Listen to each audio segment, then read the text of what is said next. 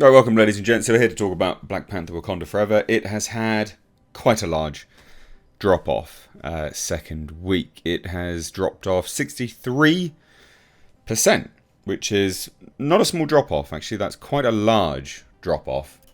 Just to put it into perspective, a normal second week drop would be about 40%. So we are significantly higher than that.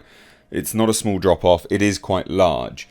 It's still done well on just, genuine numbers, worldwide numbers. It's done pretty well indeed. But again, the second week drop off is very telling in terms of its staying power in the theatre.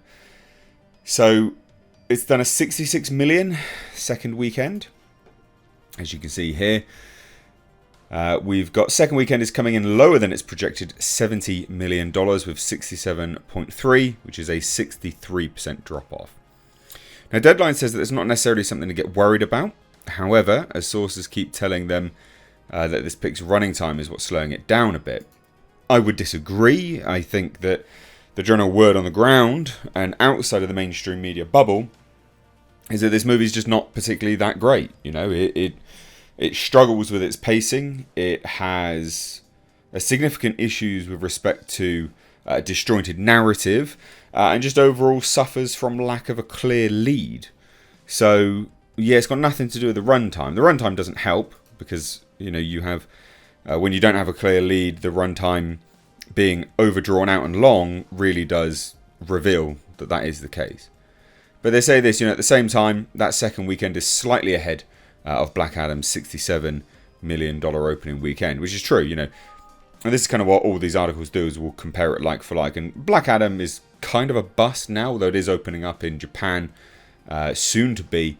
So we'll see what Black Adam does. It's not something you can kind of count out just yet, but it's probably something we can consider a bomb at this point. But anyway, they say here, on the bright side, it's Thanksgiving week, and if people aren't seeing Wakanda Forever this weekend, then they're making an appointment to see it sometime this week, hands down. Well, this is the thing, isn't it?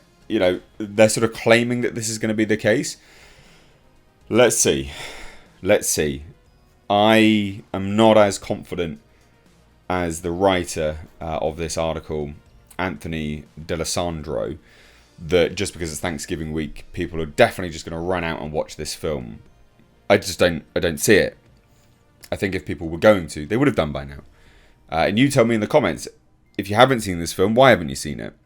And are you going to now watch it just because it's Thanksgiving week? Let me know. Let's get a census going, of answers. But anyway, they say, furthermore, there was always bound to be a steep drop in the Friday to Friday coming off the Veterans Day holiday in previews a week ago. That number being 79% for 17.9 million Friday. Well, this is the interesting thing, isn't it? You're saying like, oh, well, there's going to be a steep drop off, but you're praising it on its opening weekend, and now you're saying that that's actually one of the reasons why it's bad. It's not. You can't use one and then defend the other. It's not how it works. Even though the running total for Wakanda Forever at 288 million, this is just domestic, will be 2% behind Doctor Strange in the Multiverse of Madness at the same point in time. Let's see where the Ryan Coogler directed film stands by the end of next Sunday. And this is the thing. This is the thing that's interesting. They're saying, well, it's 2% behind Doctor Strange at its second week. Doctor Strange has done well. It essentially crossed, I think it got just under $1 billion. But I don't think this movie has the staying power as that one. Well, again, the proof will be in the pudding. Let's be honest, right? I've been saying I don't think this movie is going to make a substantial amount of money. I just don't think it will. It'll be interesting to see what happens. But yeah. Now they say, look, IMAX drove 4.5 million ticket sales this past weekend for Wakanda Forever, putting the exhibitor's running total at 21.4 million. Social Media Analysis Corp, Relish Mix, measured the social media universe for Wakanda Forever at 969 million, 8% ahead of Black Panther. What metrics are you using for that? The bar has lifted since 2018 as marketing expands across Instagram and TikTok. Engagement has also popped from Rihanna videos that were dropped on her YouTube channel, clocking 49 million views. Cross-posted on Marvel's YouTube, which counts as an enormous stack of 41 plus videos, plus tie-in spots with Sprite, Target, Lexus, MasterCard, and more. They spent, it was like $100 million marketing campaign just for brand awareness, you know, to sort of work with Black Panther. But this is where I think Marvel are, well, mental, quite frankly. Rihanna fans generally don't give a toss about Marvel films. It's a weird thing to be like, yeah, look, really good. I don't think it's going to be that, no. Greatly missing from this weekend, another tentpole that typically precedes the Thanksgiving stretch before a Disney Turkey Day family title. So this is the weekend where Harry Potter sequels have opened up, Justice League, blah, blah, blah. Thing is, no one likes to program a tentpole in the wake of a Marvel movie, and Wakanda Forever didn't launch during the first weekend of November. In regards to when we'll be back to a steady supply of tentpoles, it won't be until March 10th, which is when Paramount and Spyglass have the next Scream.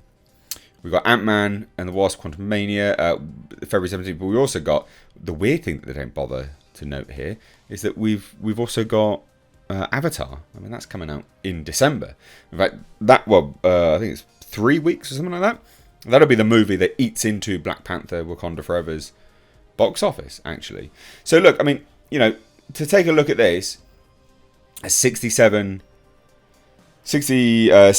67% drop is not great. Like, that's not good. Again, an average drop, you know, a good drop would be 40%. That's your sort of average to good drop. 63% isn't good. That's on average. That's what we look at. Now you can say, well, it's only 2% behind Doctor Strange. Sure. Honestly, sure. I get that. I do think that there might have been a significantly more buzz for that, though. And it's a less divisive film as well. But it'll be interesting to see. I think the next weekend will be the really telling point. I've been saying the second week is what really makes or breaks a film. And I still stand by this. I don't think this will make anywhere near as much money as Marvel wants it to. I don't think they'll be happy with a 63% drop-off. I can't see how they would be happy with a 64% drop-off. Let's get real here. It's not particularly good at the end of the day. So I'd love to hear all of your thoughts on this. What do you think? Where do you sit on this film? Do you like it? Do you dislike it? Are you one of those people that haven't seen it? And again, like I said, if so, why haven't you seen it? Are you going to watch it now this weekend? Like Deadline seems to think people will because it's Thanksgiving week. Let me know. Let me know what you think. And also, it's important to note this won't be getting China money or anything like that. So that's important. So I'd love to hear your thoughts. Drop it down below. Take care.